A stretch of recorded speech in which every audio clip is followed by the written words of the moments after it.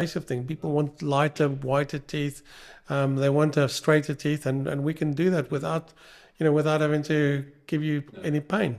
From big city life to here, it's just absolute mind blowing how different and how quiet and how peaceful it is. I couldn't think of a better place in the world to be right now. My guest today is Eugene Marais. He is a dentist. He's from South Africa and has lived in Sotogrande for quite a while. We'll explore his personal journey here to the resort, his children having spent their education time at the Sotogrande International School, and everything and in between, such as community, work-life balance, and aging gracefully in this paradise. Eugene, you're welcome. Hi, Charlie. It's great to be here. Thank you for inviting me. I'm glad you could come along. It's been a while. I've been trying to get you. I know you're always traveling and stuff, but it's all part of the your life in Sotogrande, I suppose. No, a lot of travel. Absolutely. Yeah. Well, having a dental surgery here and one in London does have its challenges, and certainly have built up my air miles over the years. Yeah, I know. Well, I remember, Eugene, I'm sure you do as well. In 2009, I was walking, I can't remember the stadium, I think it was in Pretoria, where the Lions were playing. It was Durban, actually. Durban? Was it Durban? Durban. And second test this of the voice Lions, yeah. came out as, Charlie, and there you were. So we met here, and then all the way down there. Wasn't that amazing? Amazing. Yeah. Well, the passion for rugby hasn't subsided, and with South Africa being as what they are lately, and England growing in stature, wow, it's an exciting place we're in right now. No, what about Ireland at the weekend? Yeah, it's going to be a humdinger, this one. So. Okay, well, we get on to rugby maybe later on. Let's start, Eugene, with your journey to Sotogrande. How does a South African who had a business in London end up in Sotogrande? How did that work out?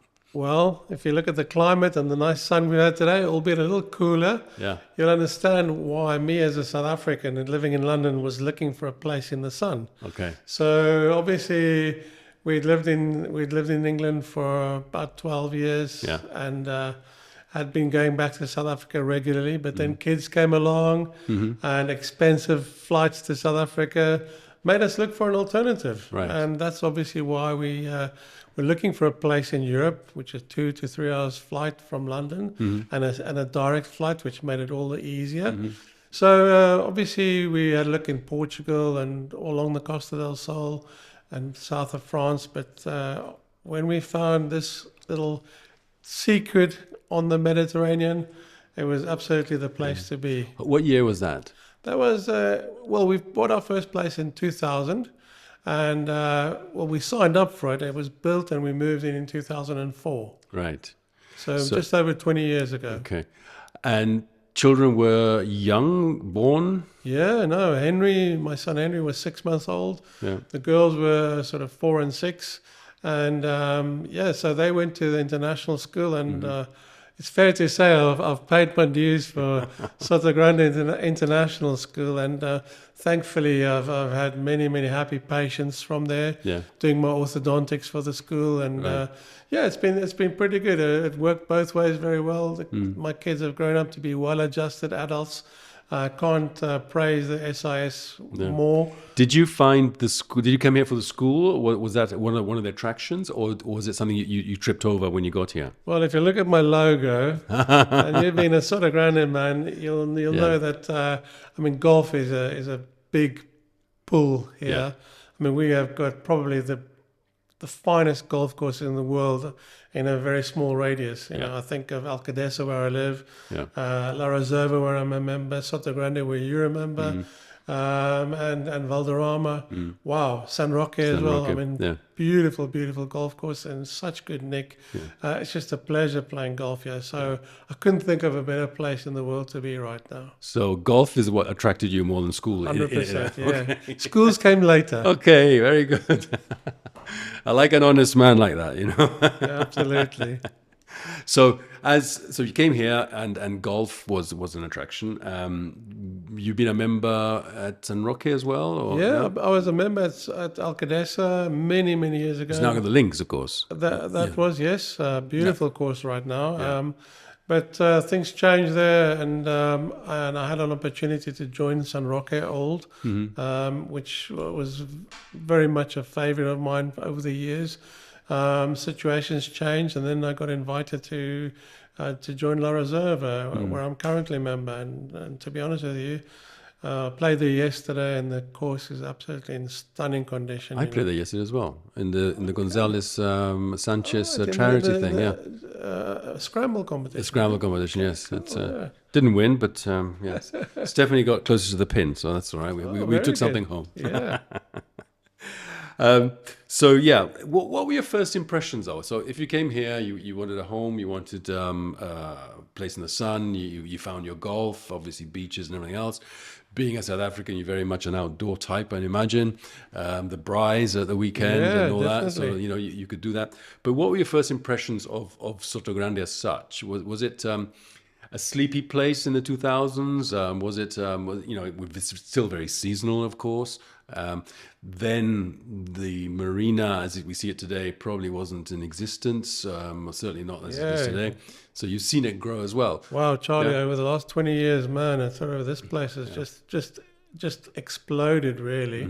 I think for the better. I mean, as a dentist, you see, certainly see the population as it is. And 10, 12 years ago, it was pretty much a transient population, where people would come from abroad, come and stay here, see if they could make their fortunes. And at that stage, things were a little in turmoil, so people would come and go quite frequently. And as a dentist, you'd see from 1 year to the next that things change and not the same people are there.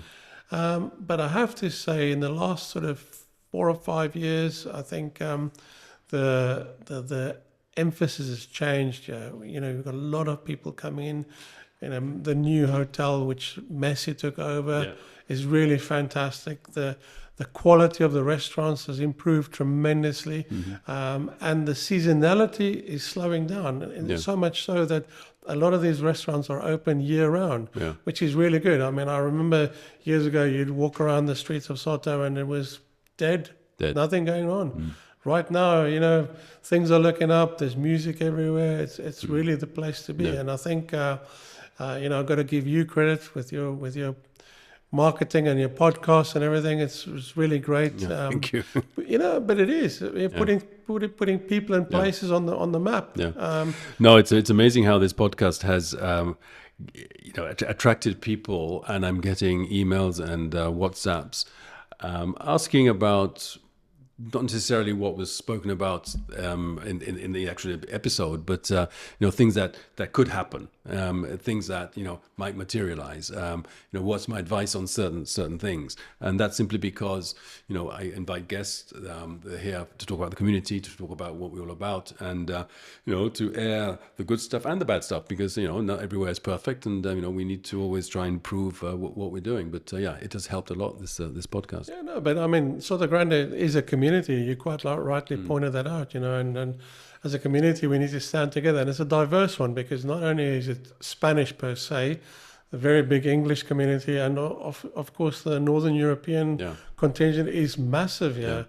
So these are the kind of things that you really want to bring people together so they understand. I mean, obviously language can be a barrier, but it doesn't have to be, and certainly in this little neck of the woods, things seem to be working out very harmoniously between everyone. I know, and you only have to go and see Plaza Blanca at the back there, how that's developed. And there's a suite with a restaurant, there are Italians there doing things, there's a French bakery, there's a French restaurant or Mediterranean restaurant, a bit of everything. It's amazing how the school has. I had Rachel Dent here a few weeks ago, the headmistress and of the school. 55 different nationalities. Wow. 55 different nationalities. Just shows you how, it's really exploding in that respect. It's really good. We haven't talked much about Alcaidesa, and you live there. And one of the things you haven't mentioned is views, because you have a house which has probably one of the best views on the whole Mediterranean. Was that what the attraction was? Charlie, I'm so fortunate there. The views over the Med. On these clear days now, you can see Morocco and Ceuta very clearly. You can see the rock. Yeah. It's just beautiful. And then just looking over the edge by my pool, I can see the lovely Alcaidesa links, which is just fantastic. Yeah. I think, everything that's happening in Alcaidesa right now is just amazing. The Fairmont Hotel, I don't know if you've been there, but it really is a place to behold. Yeah. Not only is the location fantastic, the services they offer, the food, the lovely balcony where you can have an afternoon tea or a drink. It's just stunning. Yeah. The Ocu Hotel, which was taken over from the Aldeano, also a magnificent place, beautiful to visit to. Is that still German? No, that's a 5-star okay. general hotel now, open to everyone.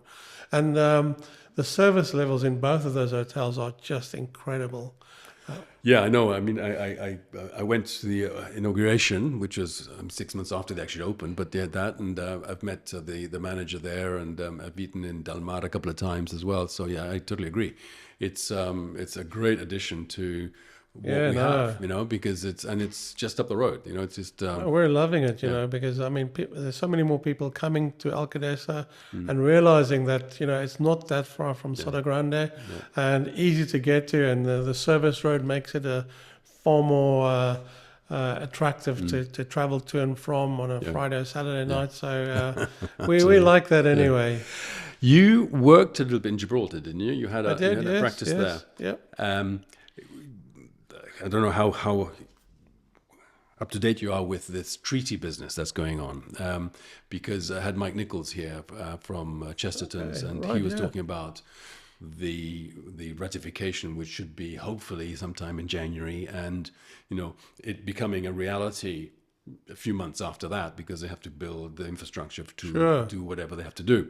But my impression is that once that treaty is ratified, I think things will move very quickly in terms of the dynamics of people wanting to, maybe in Gibraltar, residents or people that live in Gibraltar, to come and live in La Línea, maybe. I know, because you have the cheapest Gibraltarian property, I don't know, it's £400,000 or something. I mean, and they can buy the same thing for half that in La Línea, and that will do something. But I think also you'll find Alcaidesa coming up, because there'd be a lot more people wanting to maybe have a property in Spain, and even in Sotogrande. 100%. No, I think I think the whole Schengen thing is going to bode well for this area, and it's going to give freedom of movement a new concept, because people, as you say, you don't get much for your money in Gibraltar, with respect, of course. I mean, it is a place that you go to for specific reasons, and you pay a premium for that.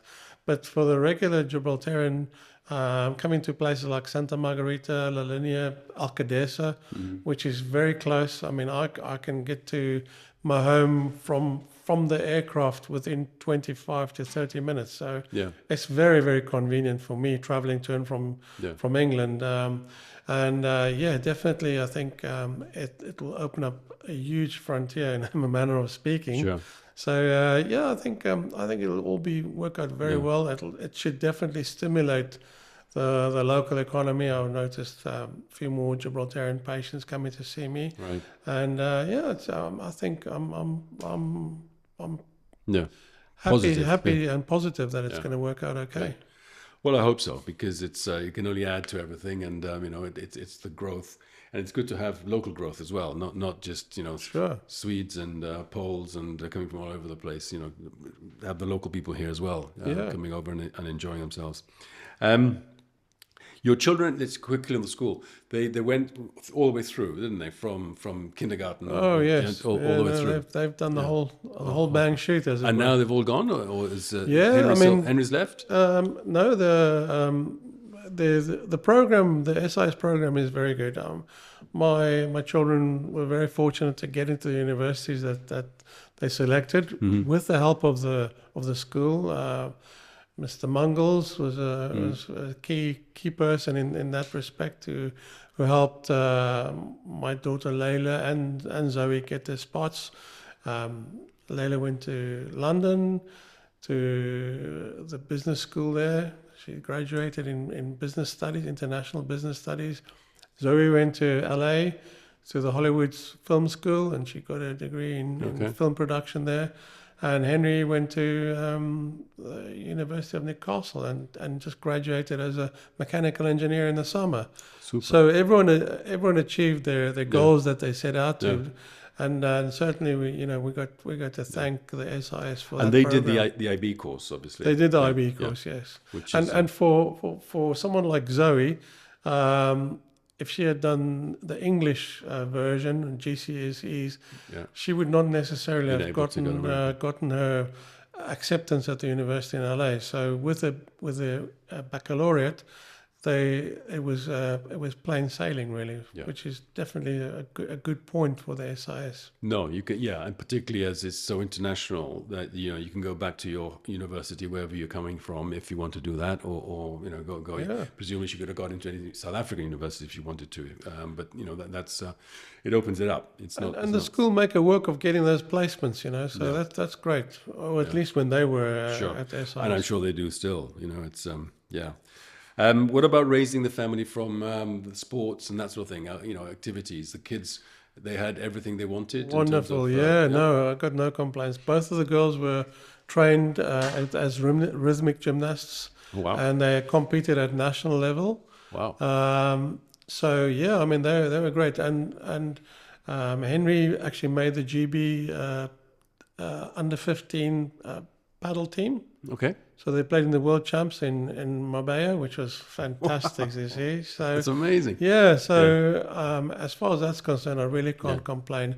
And the commitment here is great. I mean, every little village has their own sporting arena where they offer all these sporting events and things like football and rugby. Henry played he played football for San Roque, and he played that from the age of 6 until he was 20. So it really does. They really do look after the community, and that's great to see. And it doesn't cost a lot of money, so you can feel free. And then they invite people to bring their kids along. So it really is free for all, and happy that they take such care with our kids. Yeah. No, I'm very impressed. And last summer, my daughter brought my grandchild. Oh wow! And we walked around the school. So I think she's got some ideas of what. And she went to international schools as well. So she did the IB, and she graduated. Well, she was in Paris where she graduated. Before that, she was in Colombia, and before that, we were in Kenya. So she also knows the system. And both my kids went through the IB situation, and they're alive and well and kicking. So made me a grandpa. Yeah, and we're just getting older and older, aren't we? I know. That's great. Yeah. So you're a dentist. I am indeed. Yeah, you are. But also you've been very involved in the British dentistry. You're sort of on, I don't know, on boards of certain things. Can you explain a bit about that and how? Well, no, look, I mean, you can see from my haggard looks that I've been a dentist now for 37 years. I'm 61, so I kind of feel I need to work for a few more years. I'm happy to say that I've achieved a lot in dentistry, particularly in the UK. I did my orthodontic studies way back in 1992 through an American guy called Skip Truitt, and which is why I do a lot of orthodontics here in Sotogrande and can do the whole range. It's particularly where the scope in England was NHS, where the modus operandi was to take adult teeth out and then put brackets on for 3 years. Well, we do it differently. We actually expand the jaws, and we end up not having to take any teeth out, which for me is a great advantage rather than extraction ortho. That was 1992. Bloody hell, that was a long time ago. In 1994 and 95, I then started studying implant dentistry. First did the prosthetic bit and then went on to do the surgical bit. And I do find that my love for oral surgery has been very, very great. And over the years, I've done a lot. Got involved with a dental implant company, one in America called BioHorizons, one of the big five. They got me involved at the University of Alabama. I was an adjunct professor teaching surgical technique there. Then Spanish company Biner got hold of me, and I've been with Biner now for probably close to 15 years. Great system, and they look after me really well, and the product is good. And then I did a lot of teaching for a company called Tipton Training in the UK. I ran their implant dental course. Through them, I actually become president of the British Academy of Dental Implantology. Right. So yeah, if you ask me if I've done a few implants, I've done a few. More of those than holes in one. Yeah, well, yeah, we're getting there. So I've had 4 of them too. So Really? Oh yeah, no, I've only had yeah. one in my life. So Never. Well, Yeah. no, I've had 4. oh wow. So a great feeling, by the way. Well, yeah, the one I had was fantastic. So I mean, all that is really good. And now Gibraltar is finished. You're not going in Gibraltar? Yeah, no. I'm just focusing. I've got a lot going on in the UK, and then I've got my clinic here. So That's in Human Line. that's in Human Line, yes. So I spend some time there. I've got a lovely assistant, Coral, who obviously, as you're probably aware, with me spending time in the UK, I'm not here during the week a lot, but she's here, so we can take care of any emergencies, any loose crowns, any loose fillings. She's a trained lab technician and also a trained hygienist, so she can do everything, and we can, we have direct access. So if anybody wants to come and visit the practice during the week, even if I'm not there, they can just call up, and Coral will see them, do the hygiene and fix a crown or whatever. Yeah. So balancing your work and your lifestyle is a juggling act, isn't it? Because Well, I mean, yeah, getting you in that seat was complicated because you were in the UK, came here, we didn't meet. It's well, you know what they say: you work hard, you play hard. Exactly. So luckily, with the type of lifestyle we lead here in Sotogrande, it's very parallel to the type of lifestyle in South Africa. Yeah. With the sun, sea, barbecue, etc., braai, and it's something that I found very easy to settle into. Plus, I think the cost of living here compared to bigger Northern European cities, is lower, and also it's far more healthy. We find ourselves not having to live from produce in the freezer. We'll go and we'll buy fresh stuff. And go to the butcher. It's so much easier, and it works out cheaper, and you get far more healthy products. I mean, I'm convinced that, Sotogrande in particular, Alcaidesa if you like as well. In other words, not Marbella up the road. What people call luxury here is not the fancy car or the fancy boat or the fancy house or the fancy whatever. It's the peace, it's the low density, it's the fresh air, it's the friendships, it's the golf. It could be the horse that you go riding, or even a bit of polo. I mean, that's fancy, but it's totally different. And there's a psychographic type of person that comes here and precipitates to Sotogrande and fits in like a shoe, in no problem. Whereas others don't. Charlie, have you ever thought about this? Between Torreguadiaro and La Línea, there's not one traffic light. Not a single traffic light. Not a pedestrian light, not a junction light, nothing. I know. Now, when you come from London every week like I do, I tell you that traffic drives me absolutely nuts. Yeah.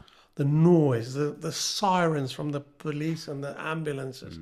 When you come here and you've been to my house in Alcaidesa, gosh, the sound that wakes us is these bloody birds on our veranda chirping away. Yeah. So what you say is quite rightly so. I mean, you come from big city life to here. It's just absolute mind blowing how different and how quiet and how peaceful it is. I know. Yeah. I mean, within Sotogrande, as you said, there's not one traffic light. I did trip over myself when I saw that they had installed one. And in front of old Supercore, New Corte Inglés, there's now a zebra crossing. Have they really? That takes you across and under the bridge, the pedestrian way to Pueblo Nuevo. And there's a traffic light there. It's a light it's a pedestrian one. It's not for, That for must traffic. be in these days then. Yeah. Yes, in these days, literally. Wow. But that's for people to cross the road walking. It's not because of two car. It's Yeah. not a junction. Yeah. It's- I mean, we were driving along. Stephanie said, "Look, it's like an exciting thing to see, a traffic light." What about downsizing? I mean, you say you're 61 and work a few more years. Is this for Yeah. fun? Yeah. I'm pretty sure you don't. It's not because you have to. But I tried stopping earlier, and I got absolutely going nuts with so much things to do, but not particularly being good at anything. Golf or so I thought I'd get back to work or something. But it's well. I mean, for me, when I first came here 20 years ago, I just sold a whole lot of clinics in the UK and kind of looked at working less. yeah. But to be here and sitting here doing nothing, I very soon got bored. Yeah, And then I set up a squat dental practice, and that just went from strength to strength. So I hear you, and to be honest with you, I really love what I do. For me, I have a chat with my patients, and I do cool stuff. A lot of our stuff now in dentistry is non-invasive. Yeah. You think about composite bonding, aligner dental therapy, braces.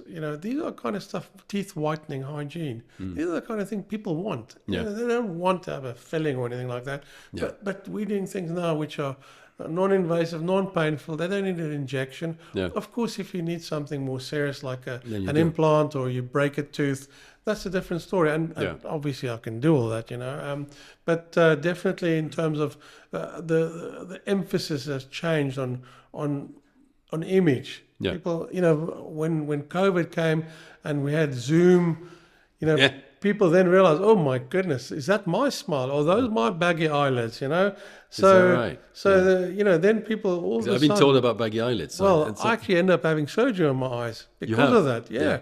Yeah. I thought everyone asked me, are you Where'd you have it done? in Malaga? Very good eye surgeon there. And people said to me, are you asleep or have you been drinking or something like that? I said, no, No, I have one eye.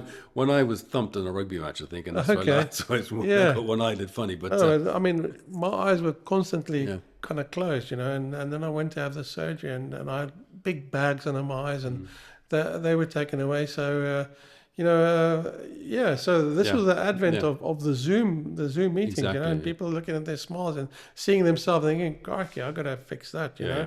So that had a huge benefit in these non-invasive things. People want lighter, whiter teeth.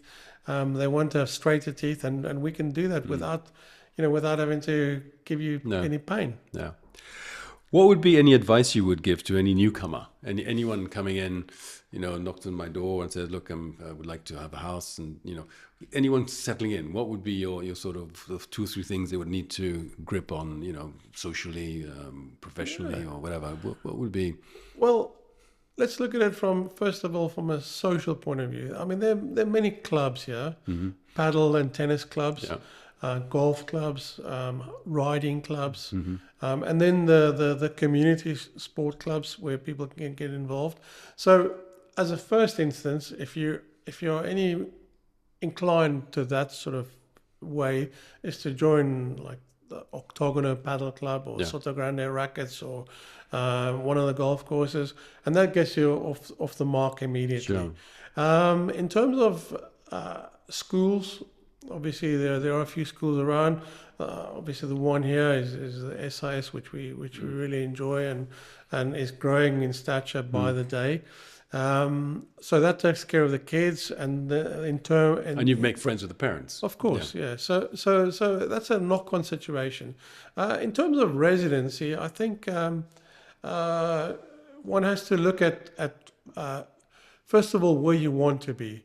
Sometimes coming in, it may be a good idea to perhaps rent somewhere just for a few months, check things out. If you can find a place. If you can, if you can find a place. Goodness gracious. Yeah. And then once you've found that, see where the kids are happy, then you can start looking at getting places. And I'm sure people like yourself are in a good position to guide people. And I've known you for almost all the time I've been here. And I've always known that you've been a man to give an honest opinion and to help. So yeah, Yeah. I mean, Okay, cool. Thank you. Sotogrande, not everything can be roses. I mean, there's the good, the bad, and the ugly sometimes. What would you say we need to maybe improve a little bit here in Sotogrande? Is there anything that nags you that you think, oh, I wish they could do that a bit better? Or, is there anything that you could, sometimes you go to Quinta do Lago and you play golf there for a weekend, come back and you see things that you say, oh, wish that was here in Sotogrande like that, or vice versa, that you think we're here, we're wonderful at this, and I wish other places were like the back home in Sotogrande. Is there anything that highlights or that look, I play golf everywhere, all over the world, and I have to say that I think we've got it taped, yeah. I think you talk about the good and the bad. I think we're a bit pricey. That's the Americans that come across. Yeah, Americans came and thought it cheap and started, coming and playing a lot of golf. I think for us regulars, I mean, where I'm a member at La Reserva, me taking guests along, paying 150 euros for my guests, and then I'm paying my dues at the beginning of the year. So I feel that clubs could possibly do something to engineer it in a way that the locals give their members a bit of a leniency when it comes to bringing in guests. I mean, I have sort of several tournaments a year where I probably bring maybe 4, 6, probably 8 days a year where I bring 8 or 10 four balls as guests. So I get it that the courses are so busy. So the courses do have to do something to protect their members' tee times, etc. But certainly that's something that I think needs to be looked at in general. I'm not just saying in my course. I'm saying in courses in general. Think. If I'm honest, if I'm a holiday goer here, having a decent supermarket open on a Sunday, because we don't really have them. It's not just something that I'd want. I don't want to have a B&Q or a Leroy Merlin open on a Sunday, but certainly it'd be nice to have a place where you could get a decent piece of meat for a braai or something like that. Coincidentally, there is one place, the Ruiz Galan in Santa Margarita. They're open on Sundays, and they have a really nice butcher in there. So if you want to travel that way, but something local has would be something. good. No, doesn't Portugal have one of them open? No, nothing open on a Sunday. So that would be sort of what I think. In general, though, I think we're done. We're good. Yeah. We're good there. Is there anything you would like to change? Change. Do it differently. Difficult, I know. Yeah, that's a difficult. Yeah, I'd like to have a much bigger practice and have the whole of Sotogrande come visit me. Very good. Well, look, just one thing. What is your ideal day off in Sotogrande or Alcaidesa? What would you do? Get up in the morning. What's your ideal day? Oh wow, that's very, very easy. I mean, we have a lovely dog. Yeah. Beautiful American pit bull who's a friendliest character alive. I know him. Yeah, you've met him.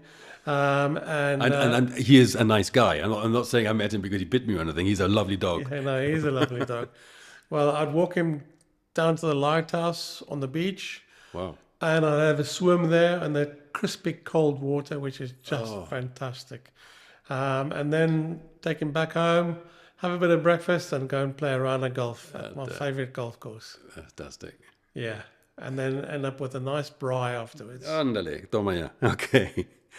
It's been a pleasure to have you on, Eugene. Thank you very much indeed. I hope the audience enjoyed learning about your life here, but also your insights into what's going on. Yeah, hey, Charlie, thank you very much for inviting me. It's been a pleasure. And good luck. There you are, Eugene, a friend of mine from years and years and years ago who loves Sotogrande from very far away, but this is his home now.